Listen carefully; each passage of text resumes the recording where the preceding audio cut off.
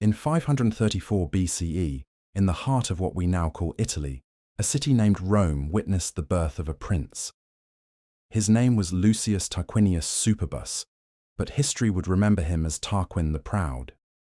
He was destined to be the seventh and final king of Rome, the last in a line of Etruscan rulers who had turned a small cluster of villages into a bustling metropolis. Under his ancestors, Rome had flourished, building grand temples, forums, and mighty fortifications.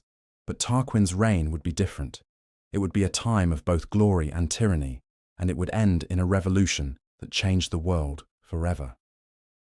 According to Roman tradition, Tarquin didn't inherit his throne. He seized it. He murdered his own father-in-law, King Servius Tullius, and began a reign built not on respect, but on pure fear. He cast the Senate aside, used his soldiers to crush any opposition, and silenced dissent with an iron fist.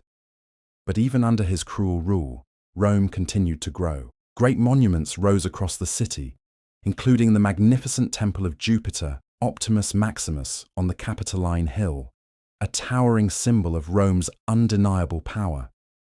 Tarquin was building an empire, but his pride, his superbus, would be his ultimate undoing.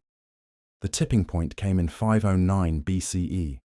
The king's son, Sextus Tarquinius, committed a horrific act against a noblewoman named Lucretia. Shamed and devastated by the assault, Lucretia took her own life, but not before demanding vengeance for the injustice done to her.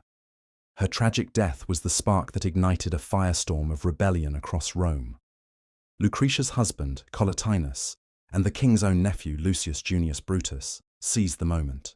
They stood before the people of Rome, denounced the corrupt monarchy, and swore an oath that never again would a king rule their city.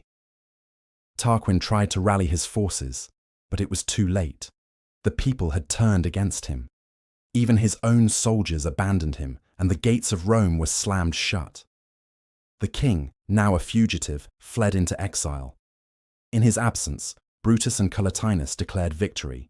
They abolished the monarchy and established a radical new system of government, a republic. Power would now be shared. Each year, 2 elected officials, called consuls, would rule together for a single term. No one man would ever hold absolute power again. But Tarquin the Proud didn't give up easily. He made 3 desperate attempts to reclaim his throne. He tried force, he tried diplomacy, and finally, he resorted to treachery, conspiring with a group of Roman nobles who were unhappy with the new republic. But the plot was discovered, and the conspirators were arrested. In a shocking twist, among them were Brutus's own 2 sons. Faced with an impossible choice, Brutus did the unthinkable.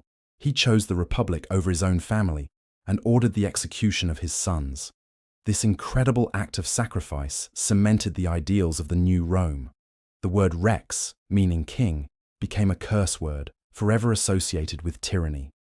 Tarquin spent the rest of his days as a king without a kingdom, an exile whose final days are lost to history. His legacy was not one of glory, but a powerful warning against absolute power. His downfall marked the birth of the Roman Republic, a government that would endure for nearly 500 years and lay the foundations for Western civilization. This new republic wasn't perfect, of course.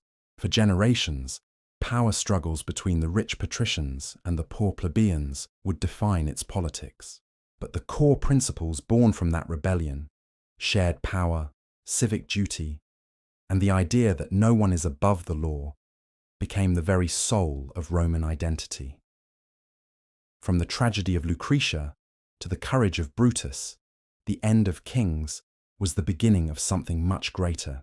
A city once ruled by a monarch became a republic ruled by law, a model that would echo through millennia. The fall of Tarquin the Proud wasn't just the end of a dynasty, it was the moment Rome learned to govern itself, and in doing so, created the blueprint for the world we live in today. Thanks for watching.